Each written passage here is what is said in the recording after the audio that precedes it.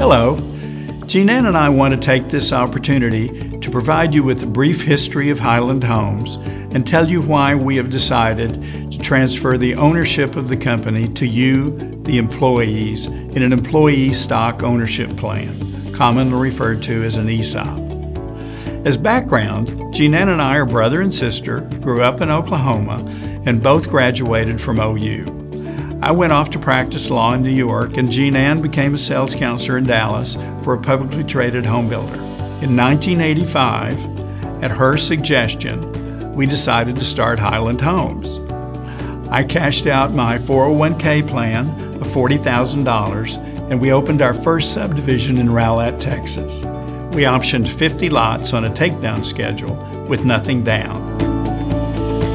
When we started the company in 1985, home builders were going out of business quickly, and we started our company in that difficult market. We sold 13 homes our first month open, and other builders weren't selling 13 homes in 30 communities across the Metroplex. The only office was a construction trailer, and because it was so crowded, I used the trunk of an Oldsmobile 88 that my sister had loaned me. That was my office for 5 years. I did not even think about the difficulties that would be involved in starting Highland Homes. I just knew there was a need there for a builder who was going to be committed to the buyer and not worrying so much about it being a business transaction or the bottom line, but a home builder that was committed to the responsibility of building a home for someone and helping them achieve their American dream. So when we started the company, we had the business side covered with Rod, the sales side covered with me, but we had a key ingredient missing, and that was the construction side. And Del Whedon came on board with us, and that was the trifecta. Over the next several years, in spite of a severe residential real estate depression, Highland expanded into a dozen communities in DFW. We also began building in Austin and San Antonio, and we opened Sanders & Associates Custom Builders and Huntington Homes in Dallas. By 1995, we were building over 1,200 houses a year. We were a tight-knit group who realized that our very survival depended upon everyone pulling their weight. We helped each other, and we watched out for each other. Highland has always had a feeling of family.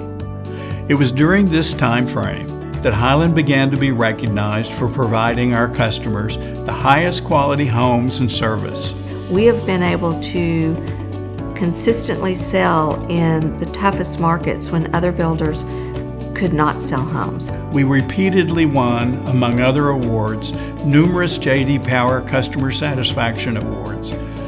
We all took great pride in the quality of job that we were doing and the recognition that we were receiving. One of the awards that is the most exciting and meaningful to us is the People's Choice Award because it's voted on by the homeowners. We repeatedly won this award because of our commitment to our core values and our guiding principles. And those were tested very early on in our career. For example, one of our window suppliers went out of business. Defective windows were installed in most homes throughout the Metroplex. We decided, unlike our competition, that we were going to replace those windows and do the right thing, even though it potentially could have put us out of business because we were just getting started.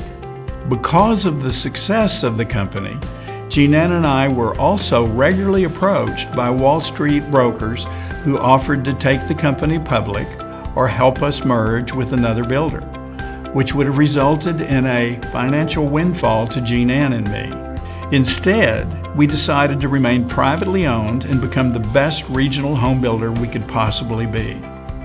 We have never once regretted this decision. Over the next several years, Highland continued to expand at a rapid pace, and by 2006 we were building nearly 3,000 houses with nearly $1 billion in revenue. We then experienced the real estate recession that began in 2007, but managed our way through it. In fact, we did not have a quarterly loss while many other builders failed. This was possible because of our reputation, quality of people in the company, and the long-term relationships we had built. A developer that we work with in Dallas invited us to Houston because there was no equivalent builder to Highland in Houston. We had such success and were so well received in Houston that we were in 20 communities by the end of the first year. In 2017, we expect to build over 3,000 houses, representing over $1.2 billion in revenue, and have over 700 employees. We are a financially strong and vibrant company that is the envy of our peers. In 2015, my sister turned 60 and I turned 70. We realized it was time to plan for the future of the company. We truly feel that each employee is a part of our family and deeply respect the effort and commitment that everyone in the company puts forth. We were simply not willing to sell to a public company and watch what we have spent 30 years building and being a part of destroyed simply for short-term corporate gain. Rod and I really struggled with, what do we do now? We have this wonderful company, we have this culture that's unique. How do we maintain that? And we have a lot of different options, but the best option was selling the company to the employees. The people who have made this company what it is today deserve to carry the company forward. We chose the ESOP to preserve our company and our family. Our hope is that each of you can continue by owning a company you can be very proud of for the long term.